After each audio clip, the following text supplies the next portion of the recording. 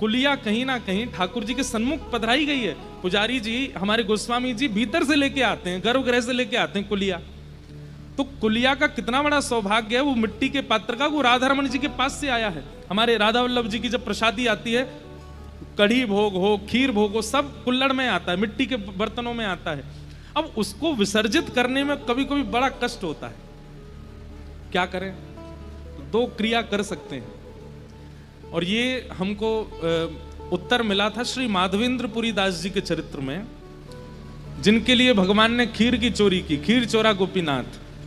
तो कहते हैं कि जब खीर चोरा गोपीनाथ जी ने खीर चुरा करके माधवेंद्रपुरी दास जी को भिजवाई, तो माधवेंद्रपुरी दास जी ने खीर तो पाई, वो कुल्हड़ अपनी जेब में धर लिया, और रोज उस कुल्हड़ के एक तिनका को पाते थे, रोज उसको पाते थे।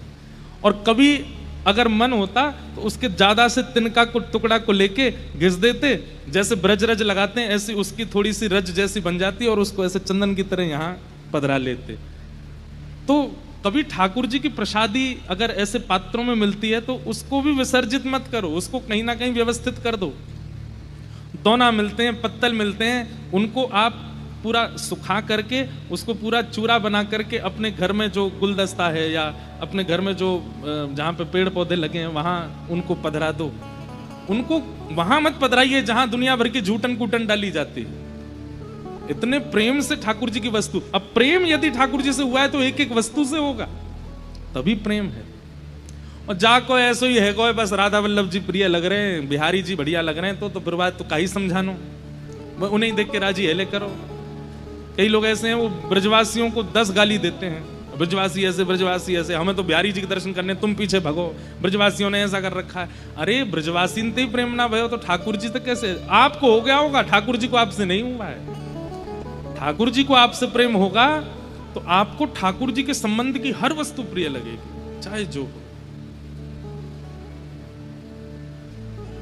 वृंदावन क्यों ना भय हम मोर, वृंदावन क्यों ना भय, परमानंद दास को ठाकुर, परमानंद दास को ठाकुर, गोपिन को चित चोर,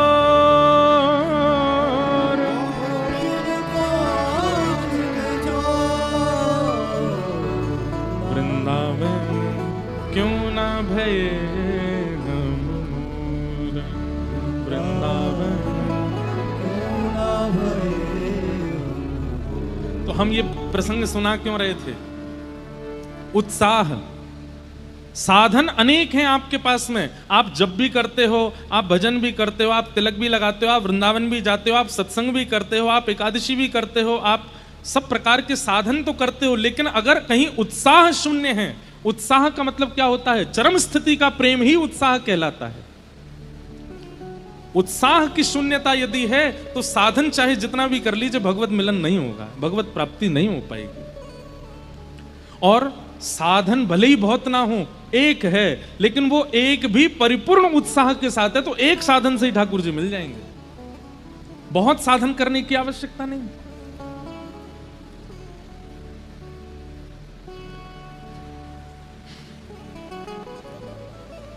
तो आप सबके उत्साह को प्रणाम, इतनी देर से आप लोग बैठे हैं इसलिए हम कह रहे थे उत्साह प्रधान होना चाहिए। लेकिन ये उत्साह यहीं नहीं दिखना चाहिए आपका, किसी की भी कथा में जाओ, कहीं भी जाओ, वृंदावन से संबंध की किसी भी स्थिति में पहुंचो, ये उत्साह ऐसा ही होना चाहिए जैसा यहाँ है। बोलो वृंदावन बिहारी लाल की। आइए अब कथा क्रम में प्रवेश करें।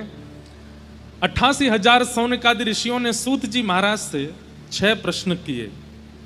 किम श्रेय शास्त्र सारः क स्व अवतार प्रयोजनम, किम कर्म के अवतारश्च धर्मः कम शरणम गतः।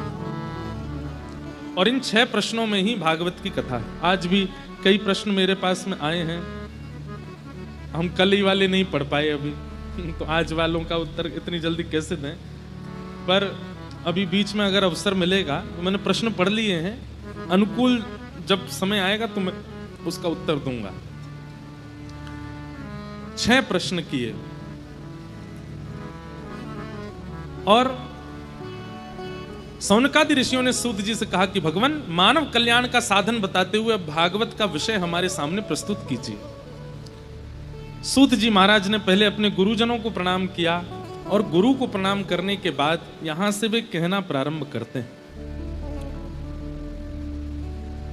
भागवत की महिमा बताते हुए, सत्संग की महिमा बताते हुए सूत जी महाराज एक बहुत अच्छी बात कहते हैं। ये सबके सुनने योग्य बात है, ध्यान से सुनिएगा। स वै पुंसां परो धर्मो यतो भक्तिर्यदोक्षजे अहैतुक्य प्रतिहता ययात्मा संप्रसीदति। धर्मस्वनिष्ठितः पुंसां विश्वक्सेन कथासु यः नोत्पादयेदधिरतिं श्रम एव हि केवलम। 2 बातें यहां सूत जी महाराज कह रहे हैं। पहली बात, समस्त प्राणी मात्र का एक परम धर्म है। धर्म अलग बात है, परम धर्म अलग बात है। कल भी मैंने इस बारे में थोड़ा विस्तार किया था कि धर्म कहते हैं जहां शरीर प्रधान क्रिया है और परम धर्म कहते हैं जहां आत्मा प्रधान क्रिया है। समझ रहे हैं बात को? आप लोग बैठ के कथा सुन रहे हो, बताओ ये धर्म है कि परम धर्म है? क्या है? धर्म है, परम धर्म। क्यों? क्योंकि यहां शरीर की व्यवस्था प्रधान नहीं है। शरीर की व्यवस्था प्रधान होती तो आप ऊपर कुर्सी पे बैठना प्रेफर करते, सोफा पे बैठते। हो सकता है बैठने तो सभी आए होंगे, जगह नहीं मिली किसी को तो नीचे ही बैठना पड़ गया सबको। लेकिन फिर भी नीचे आप लोग बैठे हैं, फिर भी आपका मुखमंडल प्रसन्न है। क्यों? क्योंकि कथा मूल रूप से आप शरीर की व्यवस्था से नहीं, आत्मा की व्यवस्था से सुनने आए हो, इसलिए ये परम धर्म है।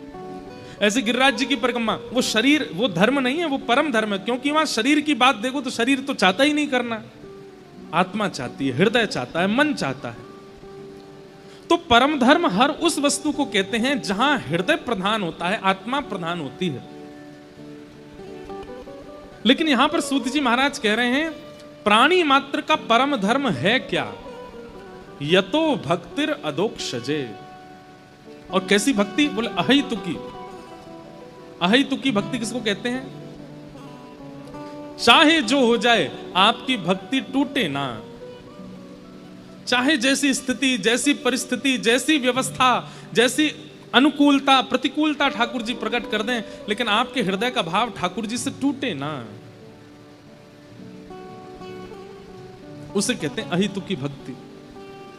कई लोगों के साथ में ऐसा होता है कि अगर प्रतिकूल व्यवस्था हो जाती है, प्रतिकूल समय आ जाता है, तो वो ठाकुर जी की भक्ति छोड़ देते हैं। हाँ, तुम अच्छा कर कहां रहे हो हमारे साथ जो हम आपको भजें? सब बुराई बुरा कर रहे हो और फिर ऊपर से चाहते हो हम आपको भजें भी। ये अहेतुकी भक्ति नहीं। अहेतुकी भक्ति का तो तात्पर्य है, हे नाथ चाहे आप जो कर लो, हम आपके भाव को छोड़ने वाले नहीं हैं। जो ब्रज की गोपियों की है। श्री चैतन्य महाप्रभु ने शिक्षाष्टक गाया है और अभी मैं खोल लेता हूं। शिक्षाष्टक में एक श्लोक चैतन्य महाप्रभु कहते हैं। आज मुझसे कोई कह रहा था महाराज जी कि अगर हम रामानंदी हैं, रामानुजी हैं, तो क्या हम लोग हरिवंशियों के पद गा सकते हैं? हम हरिदासियों के भाव सुन सकते हैं? हम गौड़िया? अरे सब हमारी है भैया, सब सुनो, सबको गाओ। हमारी कथा में आप कभी नहीं देखेंगे कि हम किसी एक पक्ष में रहते हैं, नहीं, हम सबके भाव गाते हैं, सबके सुनते हैं। इसलिए आपका भी यही नियम होना चाहिए, जिससे ठाकुर जी प्रिय लगें, जिससे ठाकुर जी रीझ जाएं, वो गाना ही गाना है, चाहे वो जिस आचार्य का लिखा गया हो।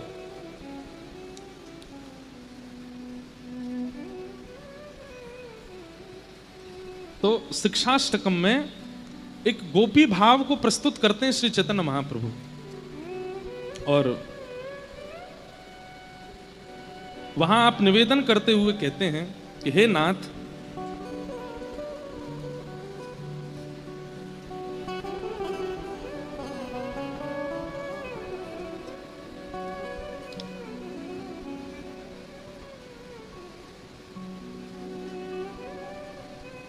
अश्लिष्य वा पादिरतां पिनष्टु माम् अदर्शनान् मर्महता करोतु वा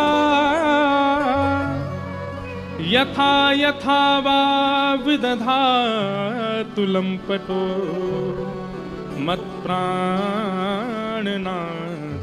स एव नापर। आश्लिष्यलस्य वा पादरतां पिनष्टु माम्।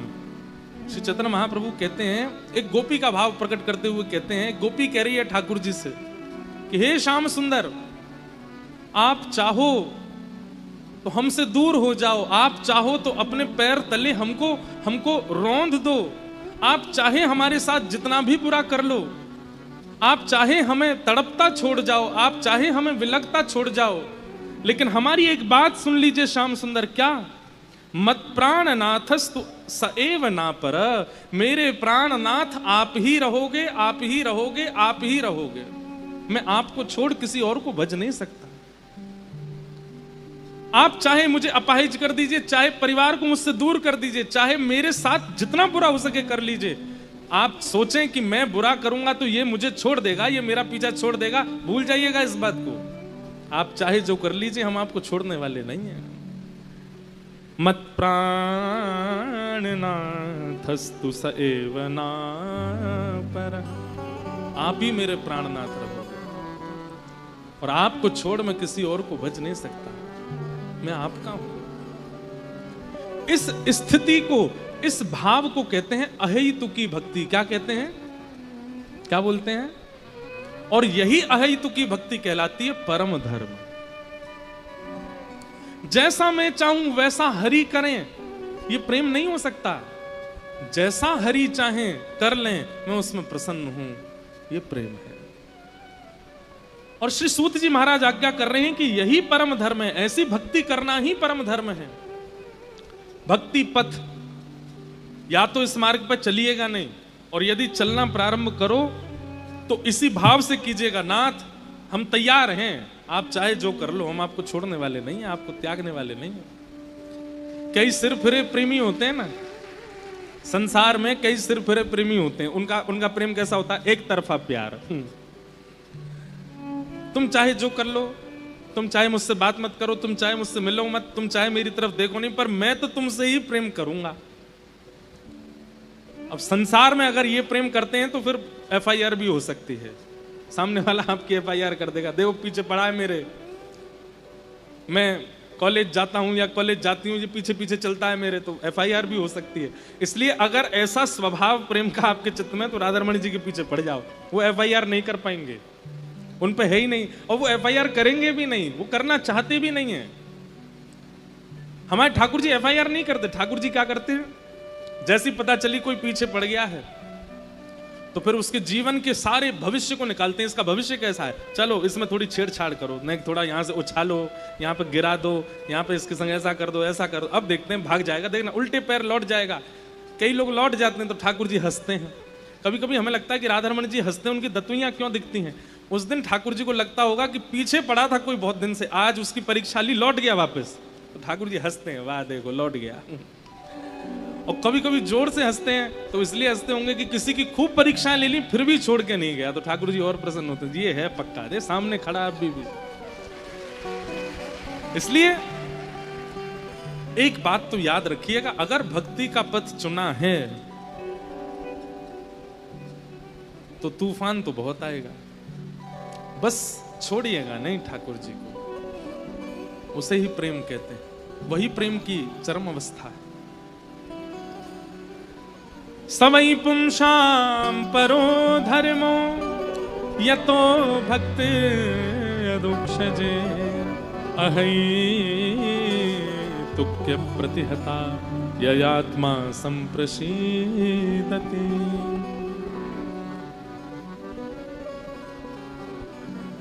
जनाबाई की कथा सुनी आपने? महाराष्ट्र में एक परम भागवत हुई जनाबाई, उनकी कथा कई बार सुनाई है मैंने, लेकिन जनाबाई के साथ में ठाकुर जी ने कैसी लीला की सुनो। जनाबाई श्री नामदेव जी के घर पर रहती थी। नामदेव एक महाराष्ट्र के बहुत बड़े संत हुए। तो नामदेव जी के यहाँ रहती थी। पूरे दिन तो नामदेव जी के घर में सेवा करती थी। बहुत ध्यान से सुनिएगा सब लोग, इधर देख के सुनो।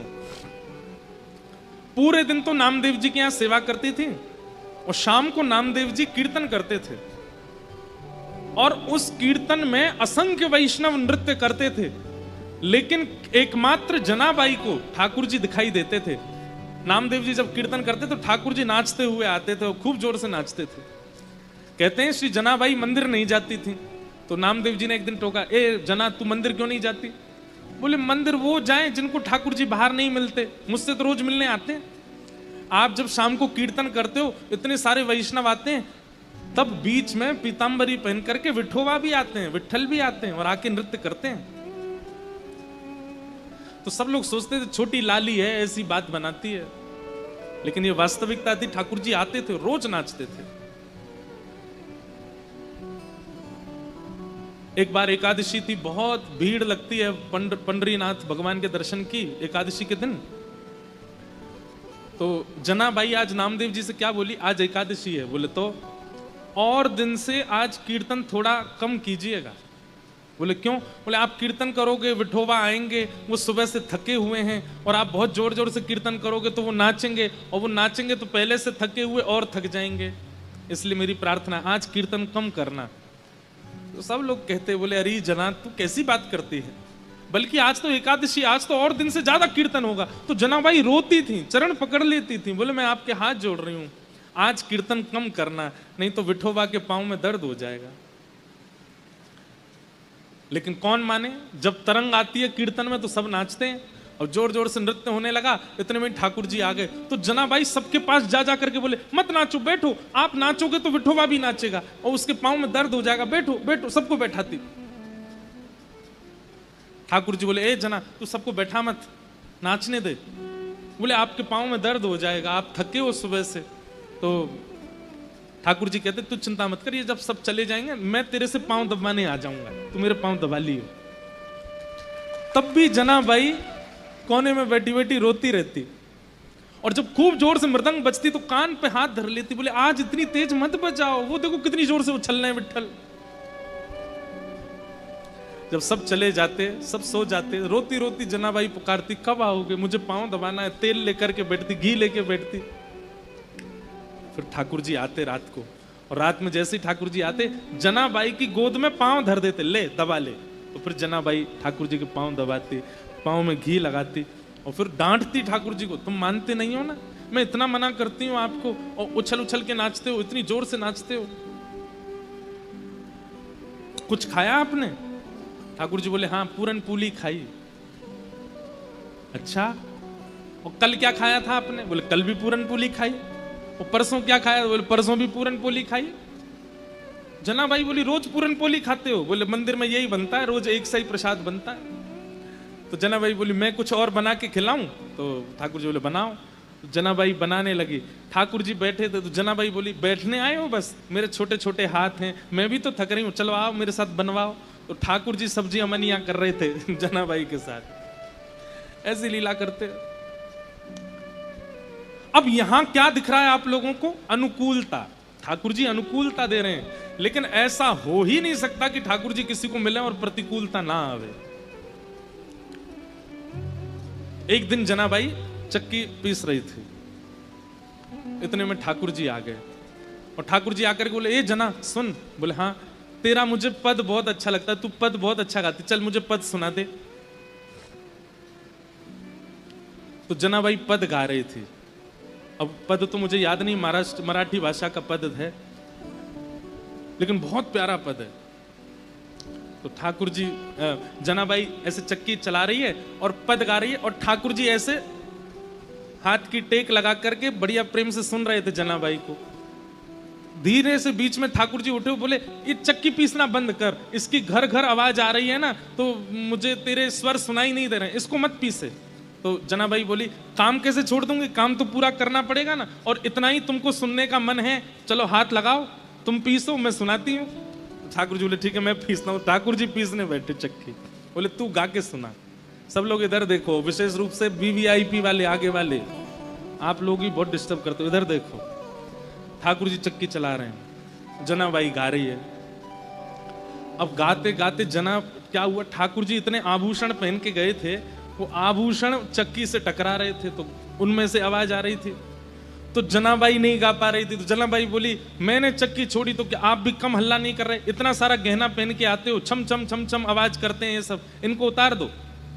तो ठाकुर जी ने सारे गहने उतार करके वहीं धर दिए और प्रेम से चक्की पीसने लगे, जनाबाई गाने लगी। सुनते सुनते पद इतने में ही मंगला के घंटे घड़ियाल बजने लगे मंदिर में। ठाकुर जी तुरंत उठे, अरे जना मंगला का समय हो गया, मैं दौड़ के जाता हूं, मंदिर में पुजारी आ जाएंगे। और ठाकुर जी दौड़ करके गए और मंदिर में जाके ठाड़े हो गए। लेकिन रात में जो गहने पहने थे वो वहीं छोड़े आए जनाबाई के। कपाट जैसे सुबह खुले तो ठाकुर जी के श्री अंग पर एक भी गहना नहीं था। और जब वो गहने नहीं मिले, और गहने तो छोड़ आए, ऊपर से एक गलती और करके आए ठाकुर जी। क्या? ठाकुर जी बोले अगर मैं ऐसे जाऊंगा तो सब पुजारी पहचान जाएंगे। जनाबाई एक काम कर, अपनी सॉल दे दे मुझे। तो जनाबाई की सॉल लपेट के और गए। मंदिर में जैसे ही पहुंचे, कपाट खुले, पुजारियों ने जैसे ही देखा ठाकुर जी को, पहले देखा आभूषण कहां गए, ठाकुर जी के आभूषण कौन चोरी कर ले गया। इतने में ही नामदेव जी मंगला का दर्शन करने आए थे, तो मंदिर में हलचल हो रही थी। नामदेव जी बोले क्या हो गया? बोले ठाकुर जी के आभूषण नहीं मिल रहे हैं, कोई चोरी कर ले गया है। तो जैसे ही देखने गए तो आभूषण नहीं देखे, तो बोले लेकिन ये सॉल मैंने कहीं देखी है, ये सॉल तो देखी देखी लग रही है, क्योंकि नामदेव जी के घर में जो काम करती जनाबाई उसी की सॉल थी। अचानक से अरे ये तो जनाबाई की सॉल है। पुजारियों ने जैसे सुना जनाबाई की सॉल, बोले महाराज क्षमा कीजिएगा, आपकी जना ही आई है और आकर के सब चोरी करके चली गई है ठाकुर जी का, हम उसे छोड़ेंगे नहीं। जनाबाई यहाँ चक्की पीस के सारा आटा इकट्ठा कर रही थी। इतने में सब पंडा पुजारी पहुंच गए और जनाबाई से जाके बोले, ए जना, तेने ठाकुर जी के आभूषण चुराए? अब जनाबाई कुछ बोलती उससे पहले तो पुजारियों को दिख गए कि चक्की के पास में सारे आभूषण रखे हैं। अब जनाबाई, अब ऐसी प्रेम की रीत है, अब जनाबाई क्या समझाए उनको कि पांडुरंग मेरे पास रात को आते हैं, मैं उनके पैर दबाती हूं, उनको गाना सुनाती हूं, कोई मानेगा उनकी बात? पुजारियों ने कहा यही चोरनी है, इसी ने चोरी की है, इससे कुछ पूछना नहीं है, इसका मुंह बांध दो और इसको सूली पर चढ़ा दो। और यही किया, मुख बांध दिया, एक शब्द नहीं सुना उनका, और तभी सूली तैयार करके जनाबाई को चढ़ाने लगे। तो एक पुजारी जी बोले, ए जना तेरी कोई अंतिम इच्छा है? तो फिर से जनाबाई ने एक मराठी में फिर एक कीर्तन गाया ठाकुर जी को टोकते हुए, और उसमें पूरे संसार को जनाबाई कहती हैं कि भैया ये प्रीत की रीत बड़ी कठिन है, इनसे प्रेम के मार्ग में अगर आओ तो सोच समझ के आना, ये बहुत खेलते हैं। आज मैं ऐसी स्थिति में लाके खड़ी कर दी हूं, कहां रात में आ करके मेरे साथ में खेलते हैं, मेरे साथ भोजन करते हैं, मेरे पद सुनते हैं, और अब मुझ पर ही चोरी का इल्जाम लगा के सूली पे चढ़वा रहे हैं, और खुद मंदिर में अपनी पूजा करवा रहे हैं, देखने तक नहीं आ रहे मेरी ओर। अरे संसार के लोगों, वैसे प्रेम करना हो तो इनसे ही करना, लेकिन इनसे प्रेम करो तो बड़े सोच समझ के करना, ये खेलते बहुत है। ये उस मराठी पद का ये भाव है।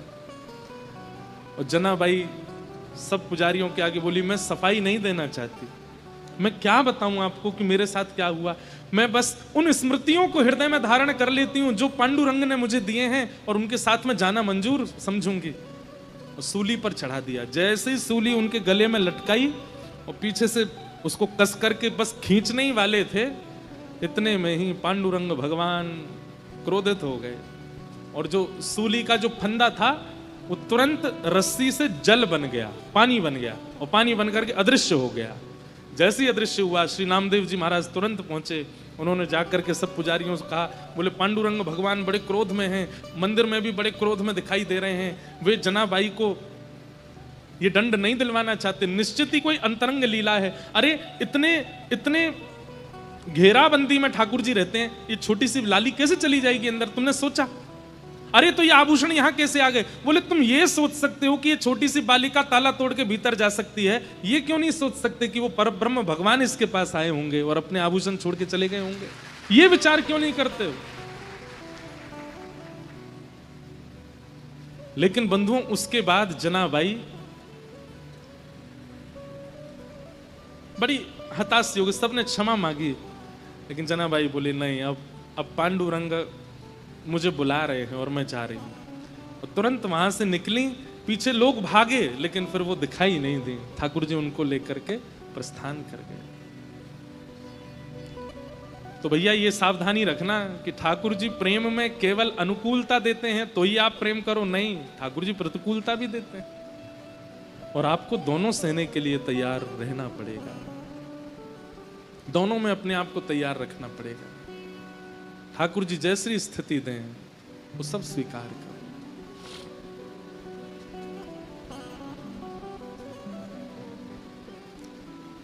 तो अहेतुक्य प्रतिहता ययात्मा संप्रशीदति, ठाकुर जी के प्रति अहेतुकी भक्ति यानी कि किसी भी परिस्थिति में विच्छिन्न न होने वाली भक्ति को कहते हैं अहेतुकी भक्ति। चाहे जो हो जाए जीवन में, पर ठाकुर जी के प्रति जो प्रेम है, ठाकुर जी के प्रति जो भाव है, वो कभी टूटे ना, कभी छूटे ना। इसी को प्रेम कहते हैं। सूत जी महाराज कहते हैं कि धर्म स्वनिष्ठित पुंसाम विश्वक्सेन कथा सुय नोत्पादये दधिरतिम श्रम वही केवलम। बहुत अच्छी बात है। हमारे द्वारा किए गए व्रत अनुष्ठान नियम उनको ठाकुर जी ने स्वीकार किया है, इसका प्रमाण क्या है?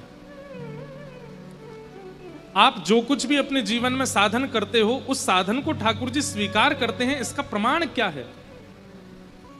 तब यहां सूत जी महाराज कह रहे हैं,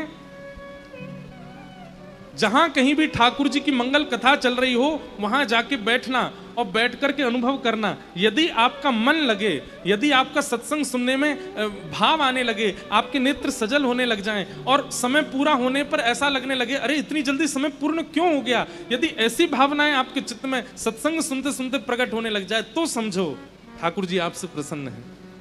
लेकिन सत्संग में जाकर के भी यही लग रहा है कि बस कब पूर्ण हो, कब चलें, कब जाएं, अब गर्मी लग रही है, कब निकलेंगे यहाँ से, बाहर प्रसाद क्या मिलेगा, क्या, इस प्रकार की भावना यदि आ रही हैं तो समझो ठाकुर जी आपके साधन से प्रिय नहीं है, प्रसन्न है। और ये मैं नहीं कह रहा हूं, सूत जी कह रहे हैं। कई लोग कह सकते हैं आप कथा करते हो इसलिए बोल रहे हो। आप सत्संग में रति होना, सत्संग में रुचि होना, ये ठाकुर जी की प्रसन्नता का एक प्रमाण है कि ठाकुर जी आपसे प्रसन्न है। आज रविवार है, कल सोमवार है, कल ठाकुर जी का जन्मोत्सव है कथा में। अब कथा सुनने के लिए कई लोग मैंने देखे, कोई झूठ बोल करके आए हैं, कोई भाग के आए हैं, कोई कैसे आए हैं, कोई टेम्पो पकड़ के आए हैं, कोई कहीं से आए हैं, बस जैसे भी पहुंचना है, कथा सुननी है। क्यों? अच्छी लगती है, मन में भाव आता है, प्रिय लगता है। ये समझो इस प्रकार के लोग जो हैं उनसे ठाकुर जी प्रसन्न है। बगल में ही घर है, 10 कदम पे घर है, फिर भी सोच रहे हैं कथा तो 7 दिन होनी है, एक दिन चले जाएंगे। इस प्रकार की भावना है आपके चित्त में, तो ठाकुर जी प्रसन्न नहीं है, प्रिय नहीं है। सत्संग की बात सुनते ही मन ऐसा होने लगे कि नहीं नहीं मुझे जाना ही है, मुझे श्रवण करना ही है। ऐसी प्रीति सत्संग के प्रति होना। हम कह रहे हैं यहां आकर के सुनना, इसी को ही मत मानो। YouTube पे सबके यहाँ कथा आती है, तो जैसी पता अभी कथा चल रही है कहीं पे, या महाराज जी का कोई प्रवचन आ रहा है, हमें वो सुनना है, आज महाराज जी क्या बोले हैं, आज क्या भाव कहा, और उसको सुनने के लिए अलग जाके बैठे, तुरंत कान में लगाया, सुनने लगे। इस प्रकार उसके लिए जब आप व्याकुल होते हो, सत्संग के प्रति होने वाली व्याकुलता इस बात का प्रमाण है कि ठाकुर जी आपसे प्रसन्न है। इसीलिए ठाकुर जी प्रसन्न होकर के अपनी कथा प्रदान करते हैं। कई लोगों को दर्शन में रुचि होती है, प्रसाद में रुचि होती है, लेकिन कथा में रुचि नहीं होती। कथा में रुचि ना होना इस बात का प्रमाण है कि ठाकुर जी आपसे प्रसन्न नहीं है। श्री प्रहलाद जी महाराज जब नवदा भक्ति का वर्णन करते हैं तो सबसे पहले नाम लेते हैं, 9 भक्तियों में सबसे पहली भक्ति क्या है? श्रवणम कीर्तनम विष्णु स्मरणम पाद सेवनम अर्चनम वंदनम दास्यम सख्यात्मनिवेदनम। बाकी सब भक्ति बाद में है, सबसे प्रथम भक्ति है श्रवणम, सुनना। हम आपसे निवेदन करके कह रहे हैं कुछ दिनों तक वृंदावन मत जाओ, आपको अवसर भी मिले तो भी मत जाओ, लेकिन उन कुछ दिनों तक केवल श्रवण करते रहो, खूब कथाएं सुनो, खूब लीलाएं सुनो, खूब ब्रज के भाव सुनो, खूब पदों का गान करो। दिल्ली में बैठ के, बंबई में बैठ के, दूर दूर रह के वृंदावन से खूब सत्संग करो। आप अनुभव करेंगे, आप जहां रहते हैं ना वहीं वृंदावन का अनुभव होने लग जाएगा। वृंदावन सत्संग के प्रभाव से वहीं प्रकट होने लग जाएगा। श्री हितवंश महाप्रभु ने विठल दास जी के लिए प्रकट कर दिया था वृंदावन, तो जूनागढ़ में ही वृंदावन के दर्शन होते थे, द्वारिका में ही वृंदावन के दर्शन होते थे। वो जहां दृष्टि घुमा के देखते थे वहीं वृंदावन दिखता था। स्वामी श्री हरदास जी महाराज ने मधुकर शाह राजा, कहां का राजा? ओरछा का राजा मधुकर शाह, उसके मन में आ गया कि अब वृंदावन छोड़ के नहीं जाना। तब स्वामी श्री हरदास जी महाराज ने विचार किया, अगर ये वापस नहीं गया तो फिर कौन संभालेगा राज्य को? आज्ञा कर दी, बोले तुम जब जब वृंदावन की याद करके दृष्टि घुमा करके देखोगे तुमको वृंदावन ही दिखेगा, चाहे तुम ओरछा में हो, चाहे तुम झांसी में हो, चाहे तुम बुंदेलखंड में हो, तुम्हारे लिए वृंदावन वहीं प्रकट हो जाएगा। ठीक वैसे ही सत्संग में यह सामर्थ्य है। आप जहां रहते हैं आप केवल सत्संग भाव में रहिए, करते रहिए, श्रवण करते रहिए। करते करते श्रवण ऐसा होगा, मन इतना पवित्र हो जाएगा, शुद्ध हो जाएगा विचार, कि जब नेत्र खोल करके देखेंगे तो ये अनुभव ही नहीं होगा कि आप दिल्ली में हैं। ऐसा लगेगा कि यही तो वृंदावन है, यही तो श्रीधाम है। ये सत्संग का प्रभाव है। इसलिए कहते हैं सत्संग में रुचि होना ठाकुर जी की प्रसन्नता का प्रतीक है। ठाकुर जी आपसे प्रसन्न हैं। सूत जी महाराज इस प्रकार सब भाव बता रहे हैं और कहते हैं अब मैं तुम्हें भागवत की रचना का विषय बताता हूं। वेदव्यास जी महाराज ने मानव कल्याण के लिए अनेक ग्रंथ लिखे, लेकिन तब वेदव्यास जी महाराज के चित्त में आया कि अभी मैंने जितने भी ग्रंथ लिखे हैं उनसे मेरे हृदय को तृप्ति का अनुभव नहीं होता, संतुष्टि का अनुभव नहीं हो रहा है। ऐसा क्या लिखूं जिससे मुझे संतोष हो जाए?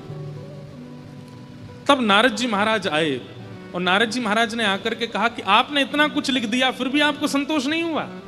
बोले यही तो बात है, इतना कुछ करने के बाद भी असंतुष्टि क्यों है? असंतुष्टि का मतलब क्या होता है? सब लोग इधर देखो, ध्यान से सुनो।